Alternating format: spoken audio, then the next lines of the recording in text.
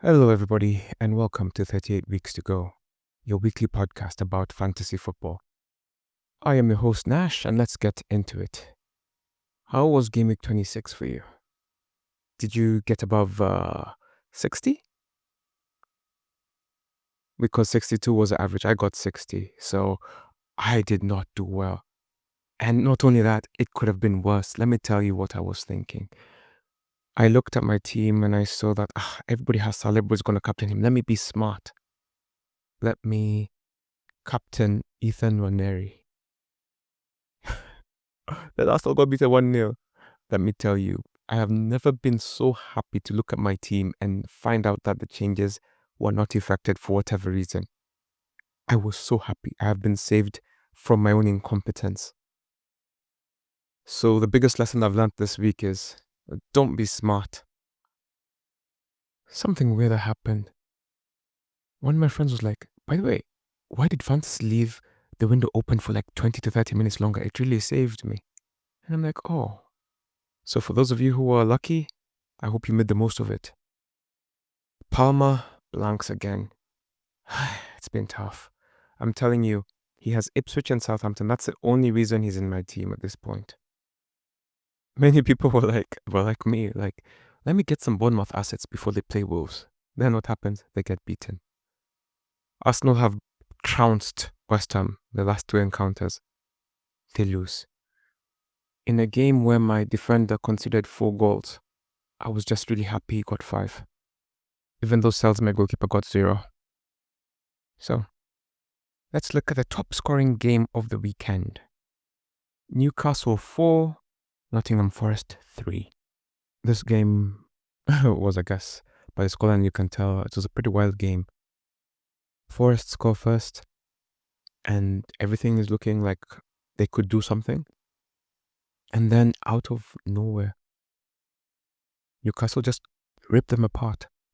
Score 4 goals before halftime. And I'm just looking at my team and I'm like, oh man. Sells and Milenkovic. Then second half, things just seemed to go their way a little bit better and they managed to score 2 goals. And the game looks closer than it is. It ends up looking like a classic game, but it was just really Forest being Forest. Good today, bad tomorrow. They feel like a fancy Tottenham. Isak had 2 goals, Jacob Murphy had 1, and Miley had 1. Hall had 2 assists, and Willock had the other. On the other end, Hudson-Odoi, Yates, and Milenkovic were the scorers for Forest, whilst Gibbs-White and Wood provided the assists. Isak had 3 bonus points, Hall had 2, and Miley had 1. Hudson-Odoi also got a bonus point. I think his goal was the best of the game. The marquee game of the weekend saw Liverpool take on Man City. Man City 0, Liverpool 2. Haaland did not play, and City just looked toothless. They just were second best.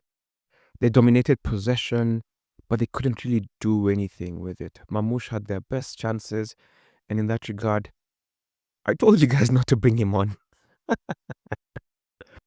Maybe when Haaland is back. I didn't know Haaland was going to miss this game, and I'm not sure when he'll come back. And there was a theme, like even in the Spurs game, Brennan Johnson was back, Son was back, and it looked like they were out. Liverpool took their chances. Salah scored with an assist from Szoboszlai, and then Szoboszlai scored with an assist from Salah. And that's how the game ended, 2-0. Salah got 3, Szoboszlai got 2, and Becker got 1. And by Becker, I mean Alisson. It's just weird to call him Becker. I had said in the preview pod that Man City don't do well against good teams. They played a good team. They looked average. When it comes to a disappointing match, it's hard to say whether it's Arsenal losing to West Ham or Bournemouth losing to Wolves. I think I'll excuse Bournemouth because they were competitive and they lost a player to a red card. Well, I guess Arsenal also lost a player to a red card, so I guess it's tough. But I'm still going to go for Arsenal because they were not competitive. It didn't feel like they could score. I know it's a weird thing to say, but they really looked like second best. I think this game, if West Ham did not score, it was going to be a draw. And also Bowen, if he was in better form, he could have had a hat-trick. Wan-Bissaka was really impressive, it must be said, if you watch this game. They couldn't stop his runs, and he just kept getting open, and he kept creating. Maybe that's a quirk of the new manager and how they're going to play, but he would be an interesting asset to look at moving forward. I had recommended him, but I just didn't see it in the way that it looked. Bowen scored off a cross from Wan-Bissaka, a lovely header, and that was it. Luis Kelly got sent off. Arsenal had played Merino as a striker. It didn't have the same dividends. Maybe the answer is bringing him on. I don't know. Or maybe West Ham were just too big. Anyway, Wan-Bissaka got the 3 bonus points, which he totally deserved. And then Bowen got 2, Kilman got 2, and Skulls got 2. So, as you can see, the backline was also impressive.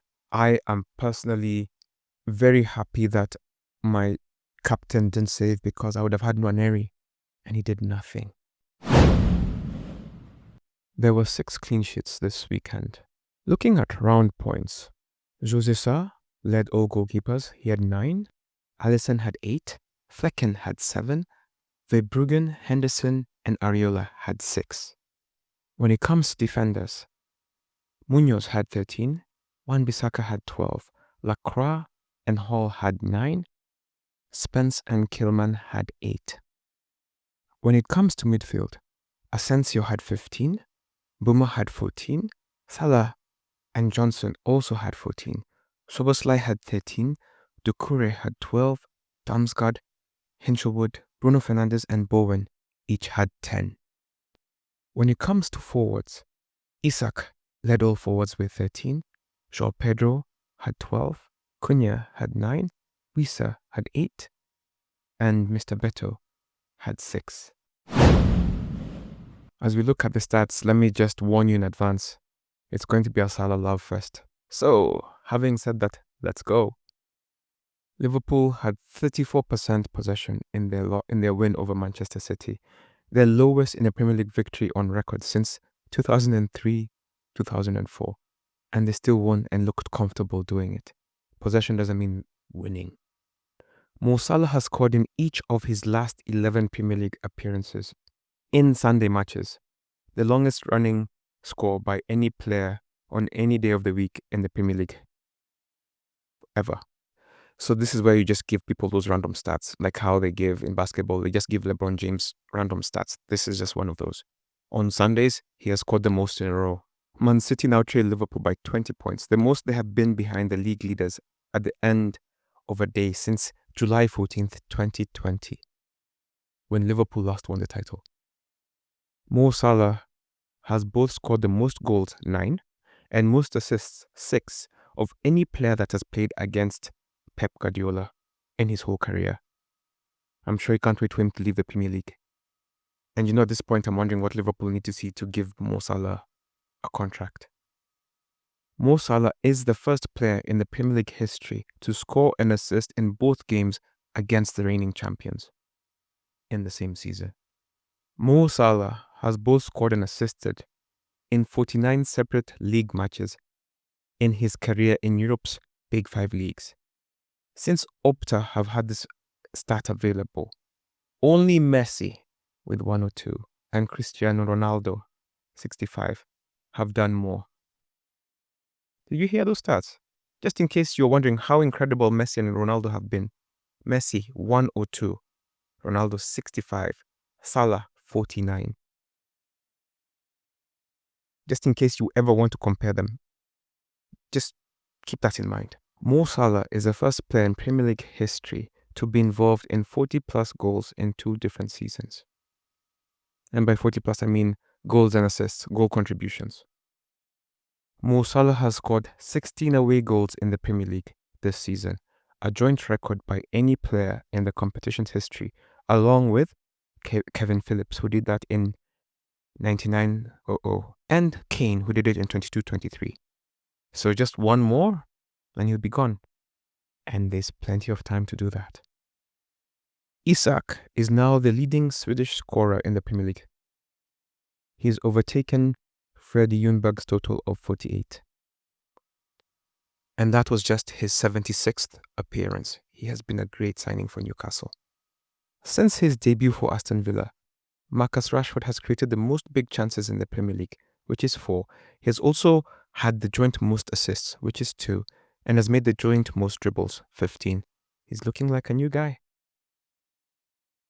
Leicester have lost for the 6th consecutive time at home without scoring a goal. At this point, it means they're easy pickings. Just bet against them. Brentford have won 4 successive away games in the top flight for the very first time in their history. Erling Haaland and Mo Salah have been involved in 98 Premier League goals across the last 3 seasons. Haaland's 82 goals have won Manchester City 50 points, while Salah's have been worth 37 to Liverpool. Players with 10 or more away Premier League assists in a season. Fabregas is joint number 1. Well, I mean, not joint, he's just number 1. He has 11. Mazi Izzet has 10, and Mo Salah has 10. Mo Salah has provided 20 assists across all competitions this season, 7 more than any other player across Europe's Big 5. Mo Salah's goals and assists combined have been worth 31 points to Liverpool this season, the most by a player in a Premier League season since Jamie Vardy did it for Leicester in 15-16 when he had 32. And Leicester won that season, so it's very clear where the title is going. Mbeumo and Wissa both scored against Leicester. It is the 6th time this season that both of them have scored in a game. Wissa scored his 12th goal for the Premier League in this game, equaling his 23-24 tally, and there are 12 games left.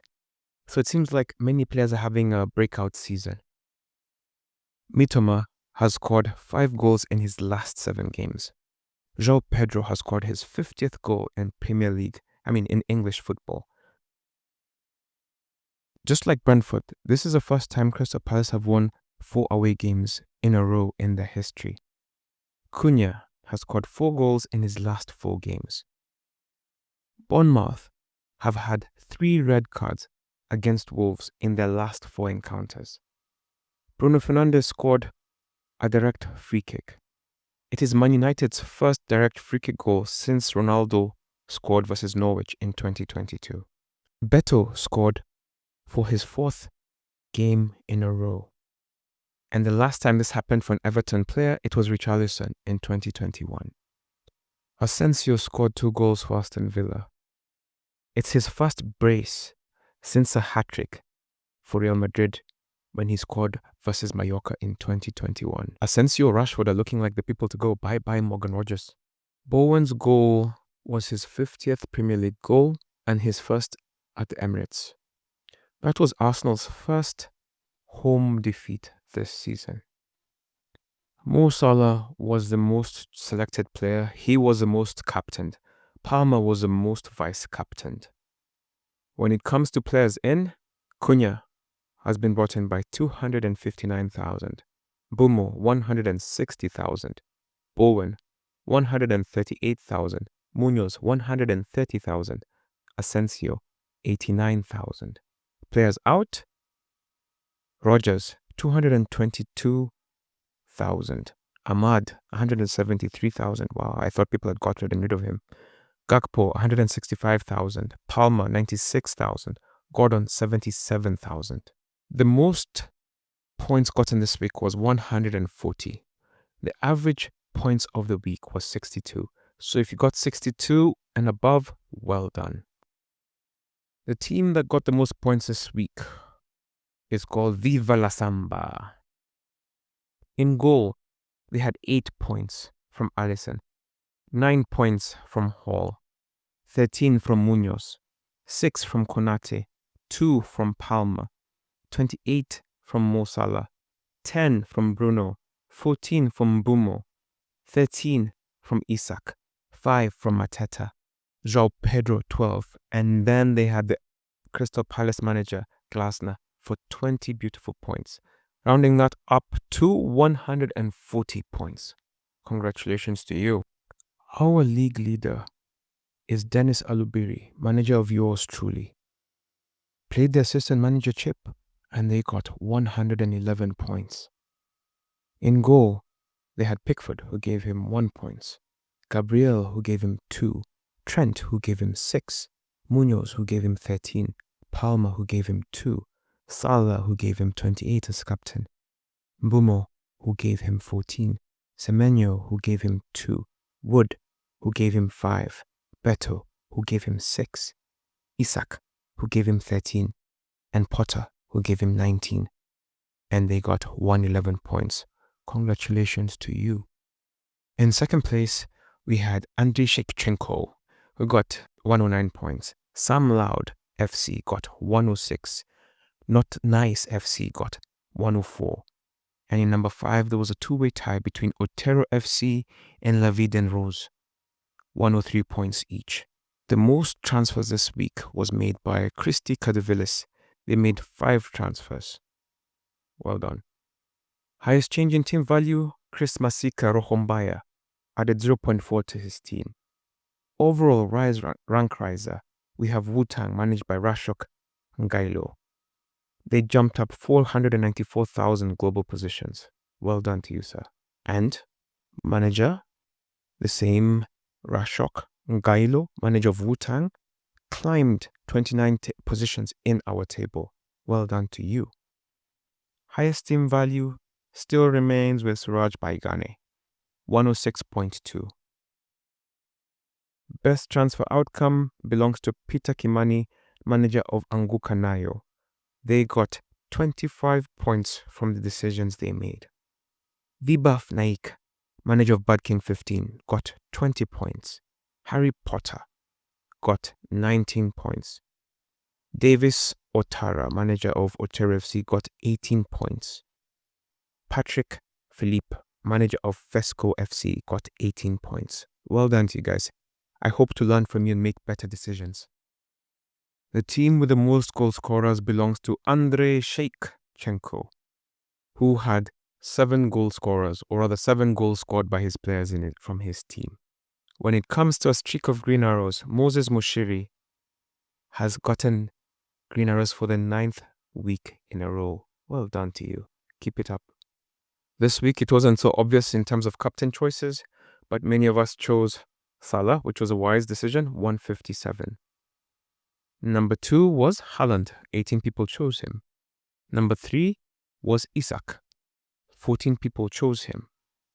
Number 4 was Palmer, 7 people chose him. Mbeumo, Kluivert were also chosen by 7 managers. Wood was chosen by 3 managers. 2 managers chose Son, 2 chose Gakpo, 2 chose Mitoma, 2 chose Solanke, 2 chose Ouattara, 1 chose Mamouche, 1 chose Savinho, 1 chose Cunha, 1 chose Gordon, 1 chose Rashford. Someone's still choosing Højlund. Someone chose Fernandes, someone is still choosing KDB. Somebody had Trent, another one had Delap, another had Watkins, another had Trossard, another one still has Havertz. It's so easy nowadays to know who is not playing anymore. When it comes to disappointing transfer outcomes, Capiende Massive is struggling to find form, and they are 25 points worse off by the transfers that they made. Madman Bielsa, also 25. Bodi Blachowicz, 20 points. Yai Pasua, 15. Victor Nel, 14. As in, these guys were better off not having done anything to their team. Sometimes change isn't a good thing. Zurura FC is this week's team that has the most players with points on the bench. Mr. Naim Ali had Mbeumo, who had 14 on the bench. had Mitchell, who had 7 on the bench, and Wan-Bissaka, who had 12 on the bench. And he got a respectable 69, so you can imagine all those points, he could have done something more. Pole sana, bro. Number 2 was Pius Ochieng, who had 26.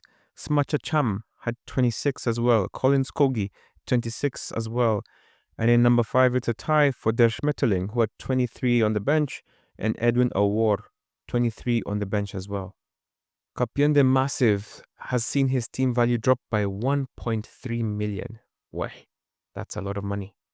Most decrease in overall rank belongs to Elvis S., manager of Yai Pasua, who has dropped 606,000. Collins Kogi has the most red arrows in a row for now. He has 8. Lowest points this week belongs to Duncan Anzigare, manager of Real Vincenza. They got 23 points. And this is a manager who stopped playing a long time ago. They got 23. I'm not even going to read out their team name. I mean their teams. He has KDB as captain. He's the one who has KDB as captain. His team isn't interesting. I've just looked at the top, or rather the bottom 14 teams. And it just seems like none of them are active managers. It's interesting. I didn't realize we had that many, but of course you could see by the captain choices that many people aren't active anymore. But yeah, so 23 is the lowest. Up to number 14, it's about 39 points, and none of these managers are active. And you can just tell by looking at the team, they all have Salah. I mean, they all have Saka and Haaland and random people as captains. Malik United is a team with the lowest value at 96.5. Yai Pasua has dropped the most in our league. He has dropped 29 places. Looking at our league table, Duboy FBL still holds on to number 1 with 1828. Number 2 is Andrei Shevchenko, who jumped a bunch of places to become number 2, and they have 1823. Yusufa Mukoko is number 3 with 1813 points. Texas Tens, manager of Tenor FC, 1805. Abdallah Kili, number 5, 1804 points. Number 6, Oti Omondi, 1803 points. Risa Set Pieces, number 7, 1796. Dennis Alubiri, 1794. Franklin Asiama, 1779. And in number 10, we have Madangani Kihoro, 1776. I swear, ever since he overtook me that game week just before the interview, I have been tumbling down, free falling down the table. Between number 10, it's still roughly 50 points. And between number 1 and number 27 is just roughly 100 points. So the league isn't gone yet. It's not decided. There's still plenty to play for. Bunch of weeks left. Game on. I'll be back. Looking at the global overall league, number one in the world, like number 1, has 2008 points. They're called the Elite. The team is called Elite T, which is probably Elite Team. In goal, they have Pickford, who had 1. Gabriel, who had 2. Trent, who had 6. Munoz, who had 13. Mbeumo, who had 14. Palmer, 2. Salah, 28. Ouattara from Bournemouth, 2. Wissa, 8. Wood, 5. Isak, 13. Slot, 10. And they have 104 points. This is a team that they have in their bench. They have Vardiol, Ola Aina, and Harry Winks. Just in case you're wondering, the best person in the world, what does their team look like? You've just listened to it. So in case you don't know what to do, maybe copy these people. Some low-hanging fruit, maybe you could bring in Munoz. Maybe you could bring in Wissa, or maybe just bet against Leicester. Looking at Gameweek 27, the thing you need to remember is that Gameweek 29 will have a few teams missing. So Newcastle, Arsenal, Liverpool, and Crystal Palace want to play in Gameweek 29. But anywho, back to the present. You have Brighton versus Bournemouth. Brighton were impressive last time out. They demolished Southampton 4-0, and it was an impressive victory. João Pedro, Jorginho, Mitoma, and Hinshelwood scored. Now, out of those, Mitoma, Jorginho, and Minty are still the people I'd recommend, but I'm moving ahead of myself. The first thing you need to know is that the game week is on Tuesday, tomorrow, or today, depending on when you listen to this. Their head-to-head with Bournemouth reveals that they have won 4 and lost 1. So, given that Bournemouth lost and Brighton are in bit form, I would give the edge to Brighton in this fixture. Bournemouth had a red card, so of course that hampered what they were trying to do. And I wouldn't blame you if you still believed in them. And of course, Semenyo, Kluivert, Ouattara are their best options right now. Welbeck, Kadioglu, Igor, Milner, Steele, Veltman, Dunk are unavailable. Senesi, Araujo, Unal, Smith, Zabarani are unavailable for Bournemouth. When it comes to Crystal Palace versus Aston Villa, this should be a very good game. Their head-to-head shows that Crystal Palace, actually it's just even. 2 wins for each team and a draw. So you have to decide whether you're impressed with Rashford and Asensio. Those are assets that are fairly priced and quite appealing right now. Riyadh, Doucouré, and Ward are injured for Crystal Palace, whilst Onana, Camara, Rogers, Torres, Barkley, and Mings are unavailable. Honestly, for Aston Villa, it's Watkins, Asensio, and Rashford. For Crystal Palace, at this point, it seems like you have to have Munoz, Mateta, and maybe Eze. Wolves take on Fulham in the Adama Traore derby. Wolves hammered them 4-1 last time out and will be looking to do the same. Their head-to-head shows that Wolves have won twice, drawn twice, and lost once. So somehow Wolves have a better record against Fulham. So if you're looking at this fixture, Fulham might not be the way to go. These games tend to be high scoring, so unless you believe Anthony Robinson will give you the assists, maybe move up ahead. Cunha will be a guy to look at in this fixture. But before I get there, let's look at the injured players. For Fulham, Smith Rowe, Wilson, Tete, Nelson, Kearney are unavailable. For Wolves, Mosquera, Kalasic, Gomez, Aitnouri, Chiwome, Huang, Gonzalez, Agbadu are unavailable. Wolves won last time out and will be looking to continue. Their fixtures are looking to be a bit kinder now. There's a guy called Munetsi who could be a great, differential. Munetsi, Cunha, and Bellegarde. Those are the players I'll recommend from this team. Now, on the Fulham end, still Anthony Robinson because, like you saw Lewis Hall, even if they lost, he had 2 assists. And that's just the kind of player Robinson is. Even if they lose, he can still pop up with an assist. So you have him, Raul Jimenez, and Iwobi. But if you feel like Adama Traore would want to say something in this fixture, go ahead. Chelsea take on Southampton. And this is the only reason Palmer is still in my team. He has these 2 fixtures, Southampton and Ipswich. He just has to perform. He just has to. That's why he's in my team. Anyway, Badiashile, Fofana, Slonina, Giyu, Jackson, Madueke, Lavia, Chaloba, Fofana, wow, those are many players, are out. For Southampton, Lallana, Stewart, Fraser, Howard Bellis are out. If you're choosing Chelsea players, I would suggest to you Neto, Nkunku, Palmer. On the Southampton end, Sulemana, Dibling, Onwahu. Brentford take on Everton. Both teams have played well of late. Both teams were impressive. I mean, not losing to Man United if you're Everton is a good result. Brentford demolished Leicester.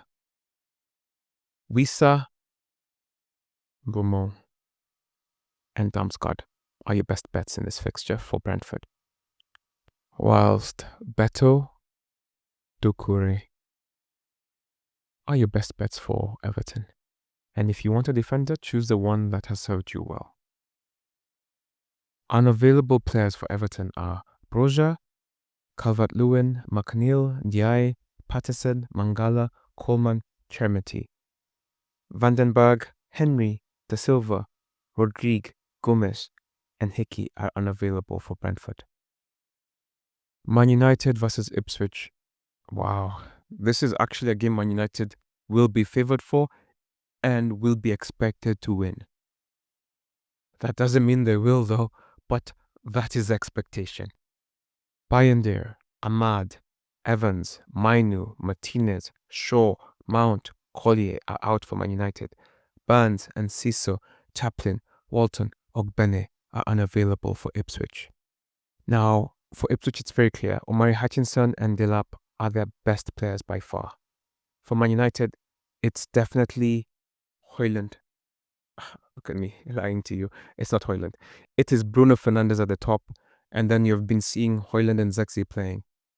So I would say, I don't imagine you'd be choosing 3 players from this, but should you be doing that, you could choose, let's say, Garnacho and Zexi. I prefer Zexi over Højlund. Their last game was a 1-1 draw. So, and if you remember that game, Ipswich refused to win. So if they're doing any better now, this will be a game they'll be looking at as a win to get Man United into that relegation scrap. Ipswich were handily beaten last time out. Man United drew with Everton last time out, so both teams will be looking to do better. Nottingham Forest take on Arsenal. Their head-to-head strongly favours Arsenal, with 4 victories for Arsenal and 1 victory for Forest. That is exactly how I think it will go. I believe Arsenal will be on top. But then, maybe because of their unavailable players, I have learnt my lesson from the West Ham game. I just assumed that they would win, but I failed to consider the absences. So, looking at the unavailable players, Scully is suspended, of course. Saka is still out. Jesus, Martinelli, Havertz, Tomiyasu. All starters are out. Those are massive misses. Miguel is the only missing player for Nottingham Forest. Honestly, this is a great opportunity for Nottingham Forest to get one over Arsenal. Them defeating Arsenal would effectively end their title chances unless Liverpool go on a slip, or rather a run of slips. Honestly, having watched the West Ham game, I don't know what he's going to do, short of putting this man on the bench and bringing him off the bench. Now I'm talking about Merino.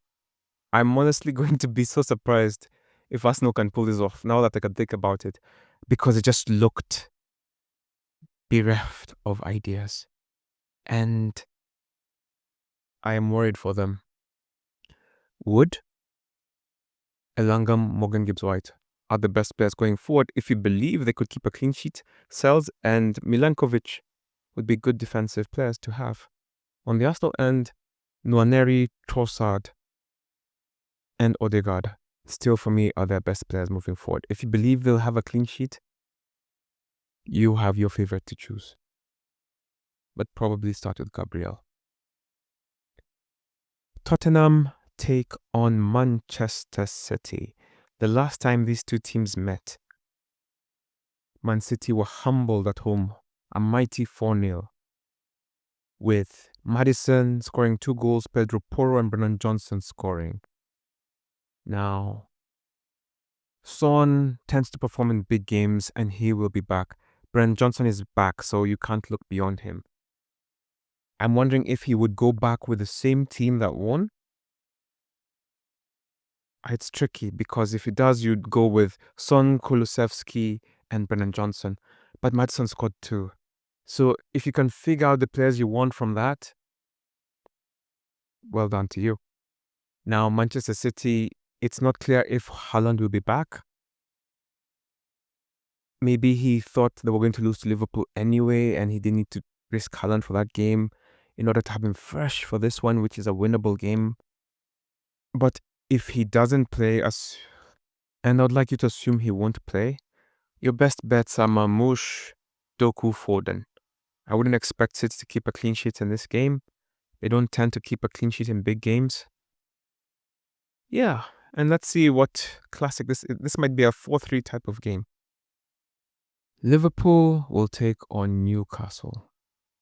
Both teams had great victories over the weekend over, in quote, difficult opposition. Both sides made it look easy. There tend to be goals in this encounter. 3-3 was the last time they played early in the season. 4-2 was the one before. 2-1 was the one before, and 2-0. And in a couple of weeks, they'll be playing in the final against each other. So that should be a classic encounter.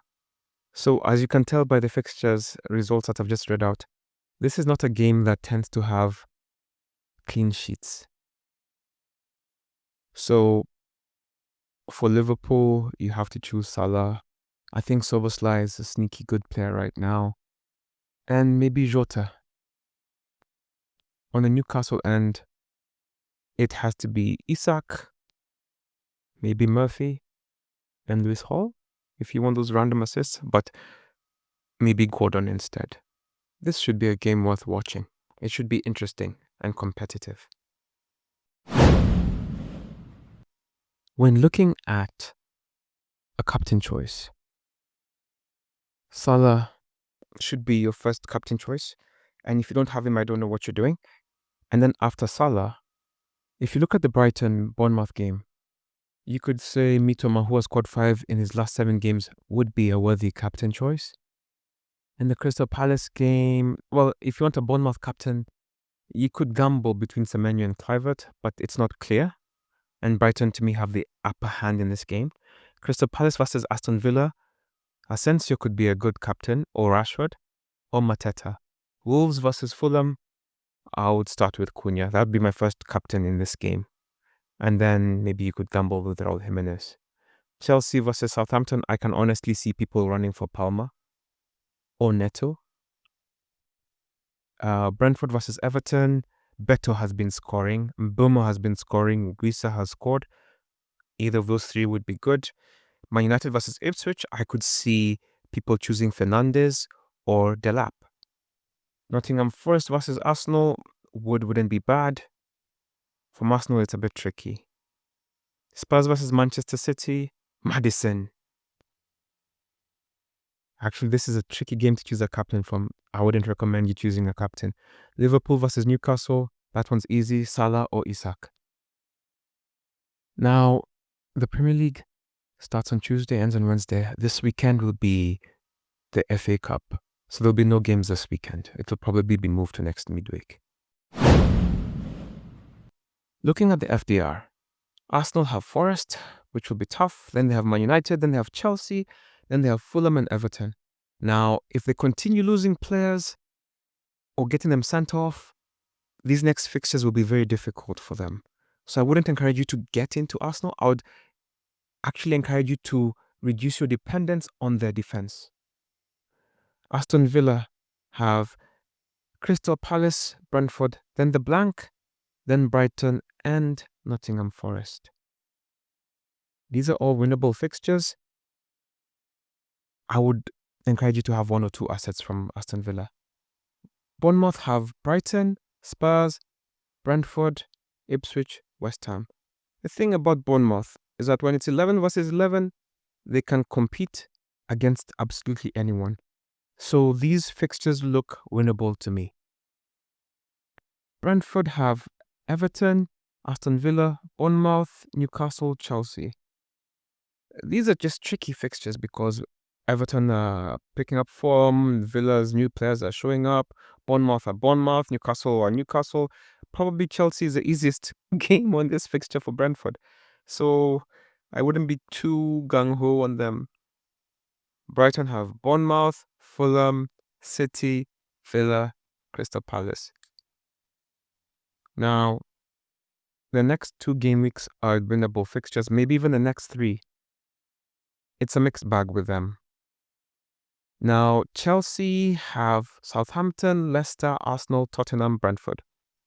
Chelsea's next 2 fixtures, they should win. They should definitely defeat Southampton and Leicester. These are the last 2 weeks for me for having Palmer. Now, Crystal Palace have Aston Villa, Ipswich, then a blank, Southampton and Brighton. After Aston Villa, their next games are winnable, so I would encourage you to get into their players. Everton have Brentford, Wolves, West Ham, Liverpool, Arsenal, up until West Ham. These are all games they can be absolutely competitive in and they can win. So maybe short term Everton and then get out. Fulham have Wolves, Brighton, Spurs, Arsenal, Liverpool. For me, it looks like their fixtures are increasing in difficulty. So if you have 3 assets, maybe after the Wolves game, just start removing them. Ipswich have Man United, Crystal Palace, Forest, Bournemouth, and Wolves. As I've said before, and I'll continue to say, they're a competitive team, but they will most likely lose or draw. Leicester have West Ham, Chelsea, Man United, City, and Newcastle. They should lose all of these games in a very uncompetitive way.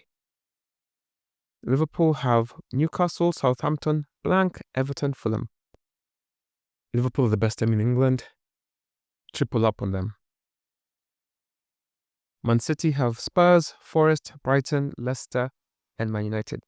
In theory, it's a descending difficulty list, but Man City are still unpredictable right now. In theory, they should be able to beat Brighton, Leicester, and Man United. I'm not confident in their ability to beat Tottenham, but they could. And they could beat Nottingham. They could win all of these games, but they could lose 3 of these games as well. City is just depending on how strongly you feel about them. Man United have Ipswich, Arsenal, Leicester, Forest, and Man City. I honestly think they can beat Ipswich, then make it a competitive game against Arsenal, considering how many players are missing, and then Leicester beat them, and then struggle against Forest and City. Newcastle have Liverpool, West Ham, blank, Brentford, Leicester. After the Liverpool game, if you don't have Newcastle players, get them.